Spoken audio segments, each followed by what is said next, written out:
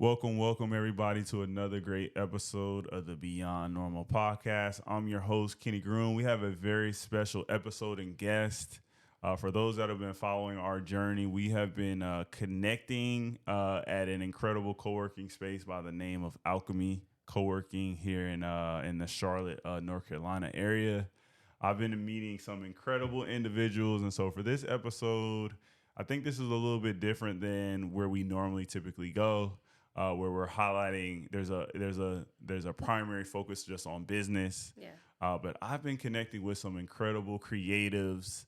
And I have today Beth Gatlin. She is let me make sure I get this right. I want to make sure that I say this right because the bio is amazing.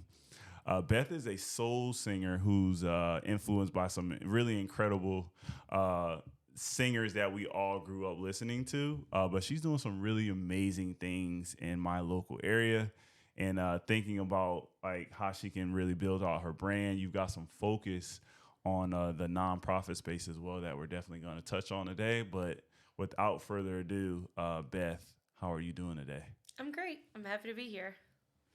Sounds good. We're gonna dive right into things. Obviously, this being an episode where we're focusing much more on your creative story. Can you let us know just a little bit about your background? Like what uh what drove you to be a creative and musician in this day and time? So it's really cool to be on here because, you know, previously I wouldn't have thought of being a musician as I own a business. So it feels really satisfying to be on a podcast like this to talk about it that way. Um, and what got me here, I've been asked this question a couple of times in the last week, and I like the answer I've been given is my life was just awful. My life was awful and full of cycles that I did not want to be in anymore. And I came to a position where I needed to change my life and just allow everything to fall apart and rebuild. And I just was blessed enough to be in a position where I could choose anything I wanted to do within reason, that was, authentic to me. And a musician always called to me. I've always been a singer. I learned how to play guitar in 2021 and had been doing open mics, and I found a little bit of success with that. So something in me just said I could start making some money from it. And Mm. I've went from there, just making a little bit of money here and there to playing full time now, 2 years That in. is amazing to hear because the normal thinking that when people hear of a musician is that they're broke, Yeah, right? yeah, Like the there's broke no musician, money yeah. in it, and Starving artists. it's really interesting because there is a whole business around just music and like maximizing the dollars that come from it, and so maybe I think historically, the platforms that promote the music have probably stripped away a lot of that value before it gets to the musician. But it feels like we're in a time now where the musician has a little bit more power. Like, how are you feeling about being a musician and being able to make your art while making sure you're getting compensated for it, if I can say it that way. Yeah. Previously, like as I was growing up as a teenager to now, like in the last 3 years or so, what I thought about music was way different. I don't think we understood just how little the musician, gets from all of the big things that come their way. Um, I just thought, if you're singing and performing locally, it has to be a hobby or a side hustle.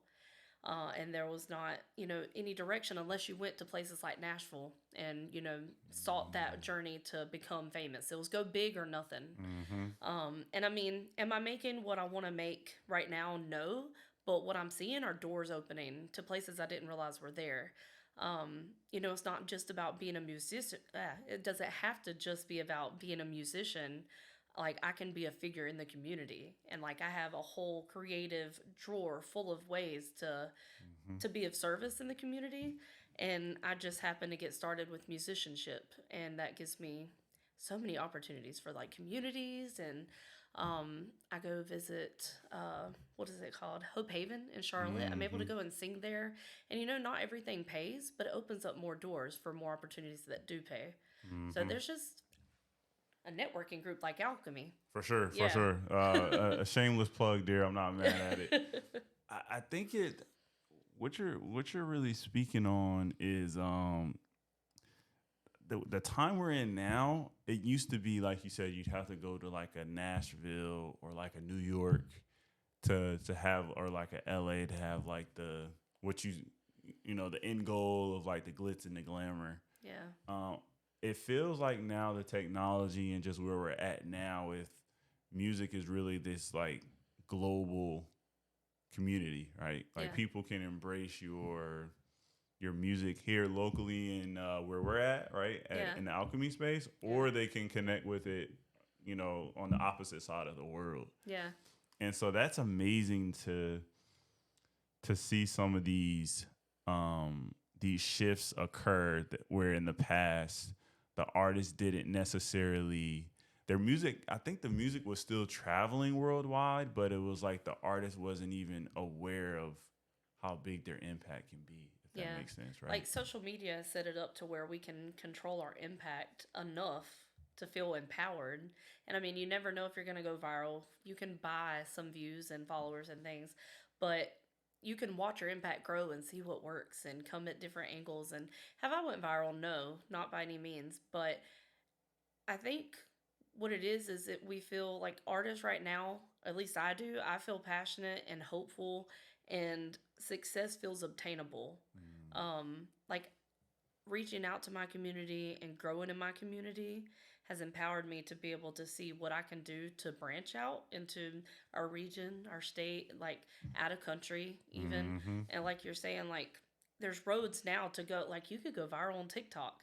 And you don't have to go viral, but you can reach someone over in China, or Mm-hmm. like there's all kinds of places you can touch now without even going viral.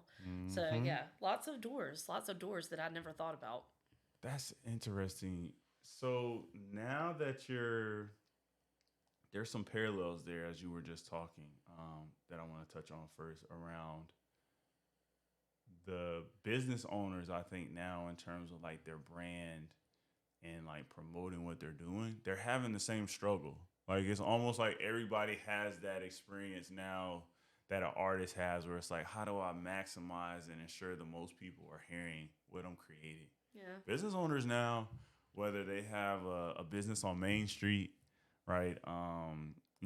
They own a bar, they own a restaurant, or they own something in tech. Like that's something that is a big challenge for folks now. Like how do I use my megaphone, right, to Mm-hmm. let the world know like what I'm doing? Yeah. And so I think people hearing artists such as yourselves like explaining it that way is really relatable now, even for someone like myself or a lot of the people at our community here at Alchemy, where they're business owners, but they're still having to overcome the same things you are as an up and coming artist. Yeah, yeah, for sure. Yeah. I think an artist is a business owner, and business owner, a business owner is Mm-hmm. essentially an artist. Like we're Mm-hmm. all creatives, and it's all coming from that place inside of us that gives us the visions and the desires, and is the driving force. I think we all have that. Whether you call it passion or like a gut intuition, spiritual, whatever it is that's guiding us. I think we all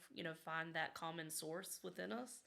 Um, and I think especially right now, like as a business owner or as an artist, there's a real heavy call for authenticity, Oh yeah. because we can tell the difference now that we have all of this access with TikTok and Instagram, and people are really loving it and paying Mm-hmm. attention to it.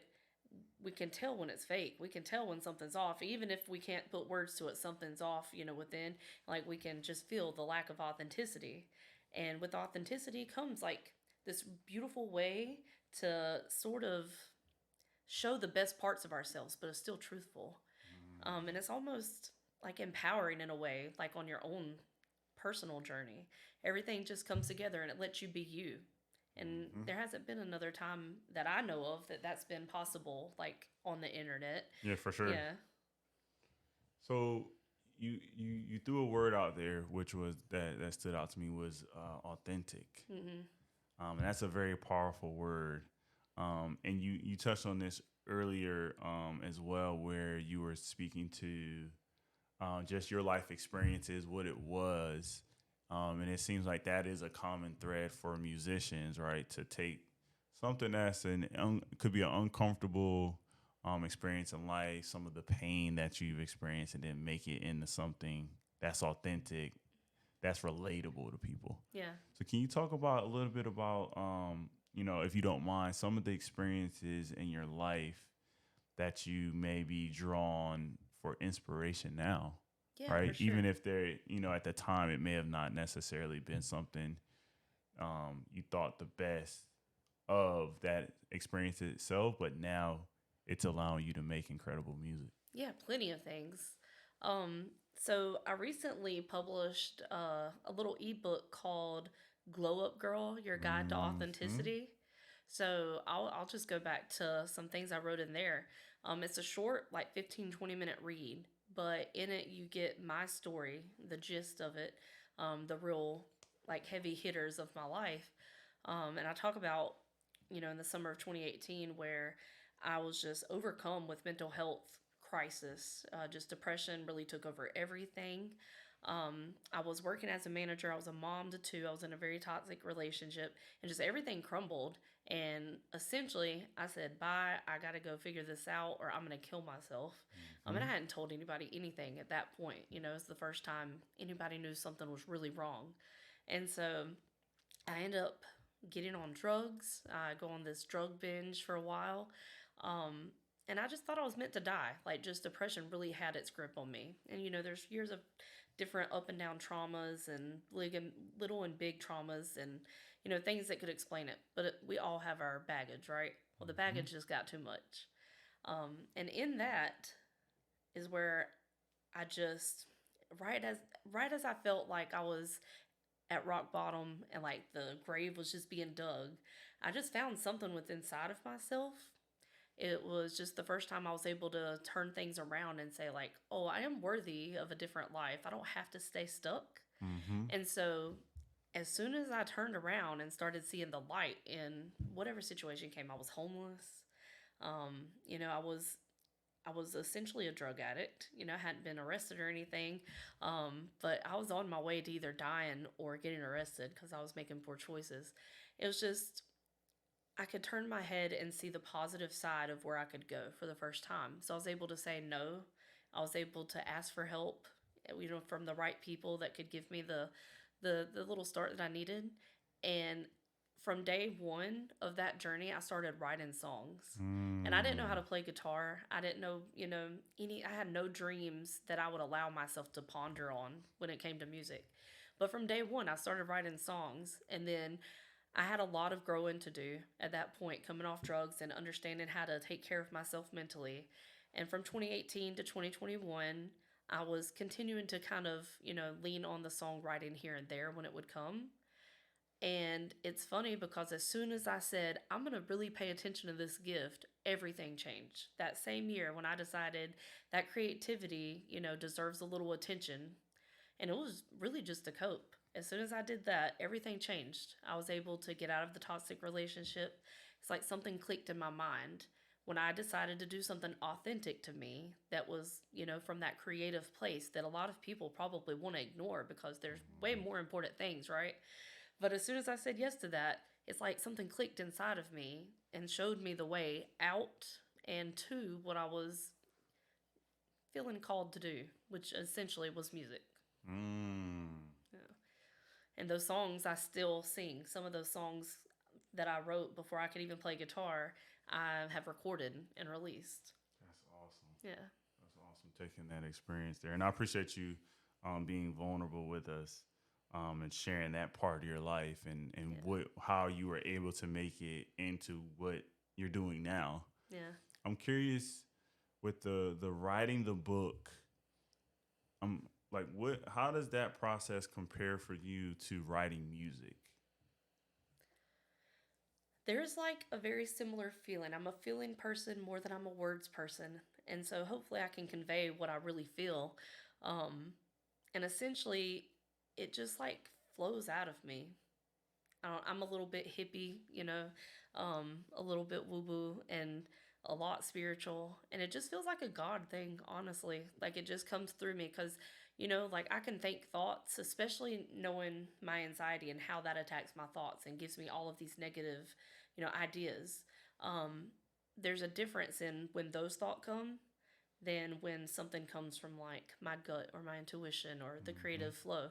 And it all comes from that place. And like sometimes I can be intentional and sit down and be like, all right, let's do this. And, I'm partnering with that creative flow. And then other times it just hits me. I'll wake up and have something and I can write it out right away. Or I'll be in the car and I can just put it on my phone. Mm. But it's just about paying attention. Like, I think from hearing other people talk, what do you think? You're a business owner. Do you feel the difference in your head and those thoughts and then that creative flow? Is there a difference for you? Or is that just me? Um, I definitely am probably much more along. I'm one of those people where when it hits me, I want to do it then. I want to like get it out Yeah. because I have so many ideas, and so I'll forget an idea if I don't really like explore it enough because I Yeah. haven't put the time and the energy into it. And Yeah. so that's my thinking. Where it's like if I have something in that moment and it's like calling me to explore it more, and I don't explore it, that meant that it just wasn't meant to be, and Yeah. I'm okay with losing that thought. But if it's something where it's like I'm gonna drop what I'm doing right now, and this thought in my head, I need to actually flesh it out. I need to write it out. I need to go to my computer and take some notes on it. Yeah. That's like the best feeling for me, Yeah. getting it out, and at least like you know going through the process of acknowledging it. Like it may end up being where you kind of write these things down, and then you're like, nah, it wasn't what I thought it was. Yeah. But at least for me, when I go through that process and dissect it and just like write out what this thought is, why it's bubbling up for me, what does it make me feel, like that, going through that process is what, like, that's the exciting part for me. That's what gives me energy. Okay. Yeah. Yeah. I mean, that definitely resonates for sure. Yeah. It's a rush. Yeah, the Yeah. rush of it. Yeah, the rush Yeah. of it. And thinking along the lines of like the podcasting, like this has been something where it kind of keeps like I have a conversation with somebody incredible like you, and then it like it feeds more thoughts for me. Yeah. It's like food for thought. Yeah. And then so this conversation here is definitely, when I listen back on it, it's gonna like spark some even more ideas for me. And so it's like this ever growing tree. I love it. Yeah. Like for podcasting specifically for me, this is one of those areas where it does that for me. Mhm. I'm not sure what everybody, like to your point, everybody who's creative probably has that specific thing that does that for them. Yeah. Like inspired action. Yeah, inspired Yeah. action, exactly, Yeah. exactly. So Yeah. that's the, I'm happy that I found this, like when I found it, right? Yeah. Because I'm not sure the other activities I have had in my life, or the ones I even currently have, would give me that type of food for thought feeling. Yeah. You know? Yeah. So, as far as creatively goes, is it just podcasting or do you have, like say content creation? Does that give you that same, do you get that inspired action from that or is it more work? So for me, it's become more about like storytelling. Like, so we're having this dialogue, this back and forth. We're crafting this story, and so that's where I think that can be applied to areas. That's why I asked you about writing the book. Like, I'm interested in that, but that's not my forte. Sitting down and like actually sitting there and like going through chapter by chapter, writing it out and structuring it. I'm more the person like, let me sit here and have this amazing conversation, and I know at the end of it, it's going to be great. Yeah. That Like, makes sense. so you know what I mean? Like, Yeah. so it's just one of those things where I think now there's much more focus on like the stories that people are telling, and then that allows people to be creative in their own ways. Yeah, for Like no sure. matter your creative element, you're trying to tell a story at the Yeah, end of the day. definitely. Like all of the people I've met through, the networking groups and stuff, I want to know all of their stories, no matter what Mm-hmm. business they're in. So yeah, definitely onto something for And then sure. they tell you a moment like when you tell me um, something about your career or just like your life in general, then I'll start to be like, well, where was that in the arc of Beth? Yeah. Like, tell me like where in the story this was. What did it do for you? What did it feel for you? Right? Like your life is really a movie. Like our lives are really movies. I think. Yeah. Yeah, I definitely live that way. Mm-hmm. I definitely do. I'm not dramatic. I don't think. Maybe my family would say I am, but I don't mean I'm dramatic. But in my head, I just want to romanticize everything, and I want to feel everything. And sometimes I have to like force, the feelings, not force, but create the feelings. Mm-hmm. If I let the world create the feelings, they ain't always fun. Yeah, for sure. So I think I tend to live in a movie inside of my head. I romanticize everything I possibly can. And if it's hard, I probably am a little dramatic on the inside, and then I go and be dramatic alone.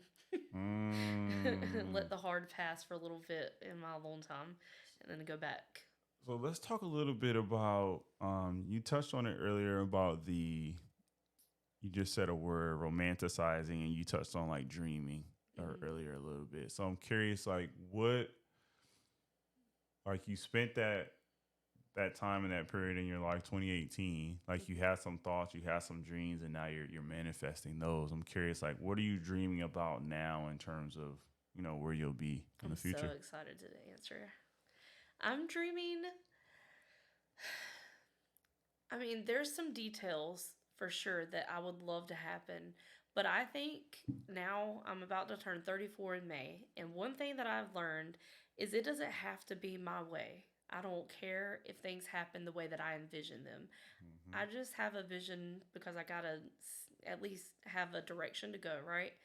So, right now, what I'm dreaming of is not a detail, but I just want to feel like I'm flying. I'm seeing some beautiful things and I'm experiencing like higher parts of success. If it's singing for thousands of people, amazing.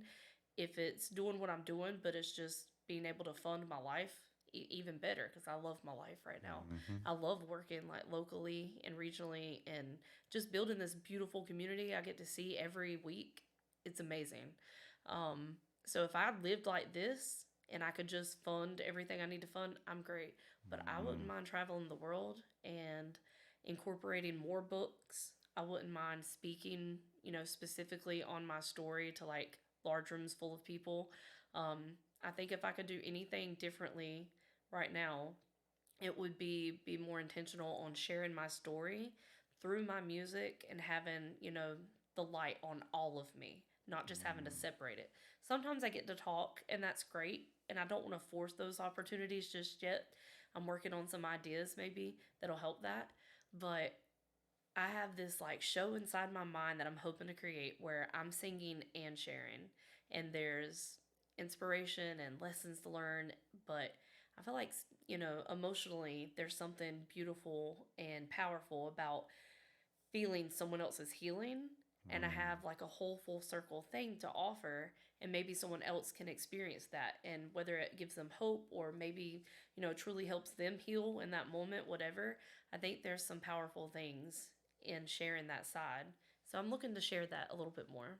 I like that. Yeah. I like that. There's a quote. I can't remember. Was it? I think he said. I think it was like. It was like Quincy Jones said something where it's like when all this is like set, like when everything's done, all of like human history has kind of been written. Like the thing that'll like be here at the end is like music. Yeah. And I was like, that's a really powerful way to think of like the medium itself, like what music is doing. Like you said, you can put your stories in music, Mm-hmm. and they can last for. I mean, it's pretty much gonna last forever at this point, right? Like Right. in terms of the frequencies and all the stuff that music does, like it really does outlast our lives. Like that's incredible. That's an Yeah. incredible way to think about it. Yeah. So, I wanted to pivot a little bit and let's talk about um, with the life that you live. You do still have some focus, or you have you want to build out a nonprofit focus of what you're doing. You want to talk a little bit about what you're doing with that and where it fits within the brand of Beth. Yeah, for sure. So, what I aim to share about my life is how creativity is essential. And I think if we as a community were more proactive with certain things like creativity, it would it would just shift, whether mental health, emotional, like there's a lot of things to heal from right now or to work out in our nervous system. Just the climate of our society is a little high strung, right? Mm-hmm. So I feel like music, art in general, helps your nervous system. It helps be proactive with your mental health. So what I'm aiming to do is do more events for the community, and I feel like just singing in general and being in that sort of connection, brings an impact. So that's one general way that I'm already doing it, of course. Mm-hmm. And then what I'm aiming to do is build these programs in schools. So I've already taken my children's book, which was published last year, I Want to Be Wild. I'll go and read that to elementary school. It's good for like Mm-hmm. 4 to 7 year olds.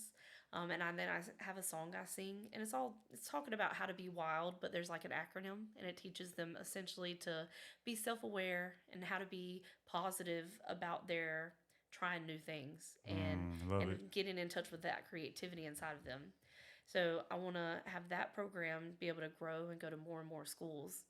And then I want to establish an open mic sort of event, for lack of a better way to put it, for middle schools and high schools. Like do a Mm. pep rally and give these people, like, give the children like a way to experience a musician and like a connection with what it's like to perform in a new way. Because I know in school, for me, it seemed like, you had to be in band, you had to be a nerd. I was a nerd. I chose Mm-hmm. to be the nerd then.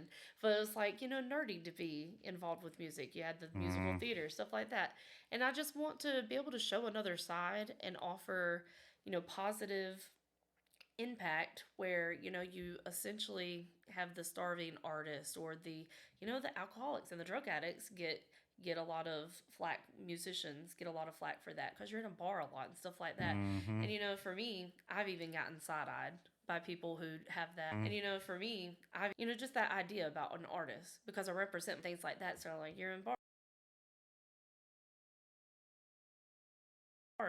things like that. Mm-hmm. But there's a different side. It's a business, and we have something to offer. And I just want to show that side to children. It's a business, and we have some to give them that creative outlet. Could be give experiences for connection, creativity, and inspire. I love that. Shout out to the, like you mentioned, like the band geeks. I play Yes, yes. clarinet. Yeah, I I played play clarinet trumpet. from like I played Yes, yes. clarinet years, I think, growing up. And that Nice. definitely like High school, still to this day, 20 years later, are in my life making huge impact. Shout I out do to the remember Underwoods. I do remember my music teachers Yeah.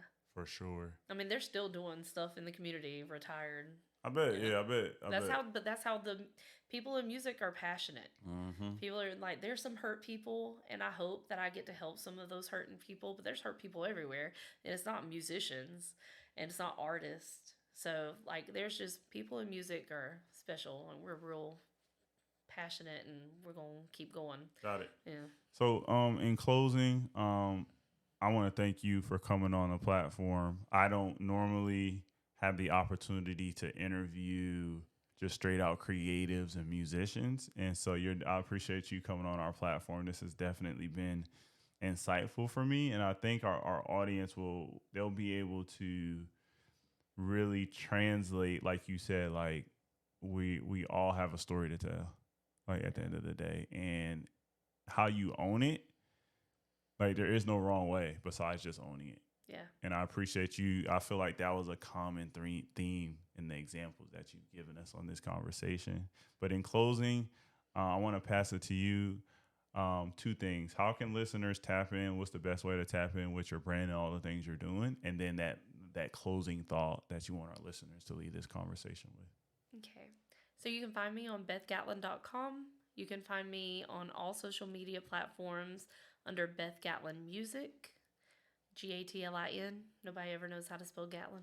Mm. Let's see. Last thought. Well, first off, thank you for having me. Like, super honored to be on this podcast. And if I have one last thought, I would say, if you feel like there's something calling you creatively, don't just think of it as, something to put on the sideburn, like just you can't put it as a priority. Like there's something calling you, there's a reason.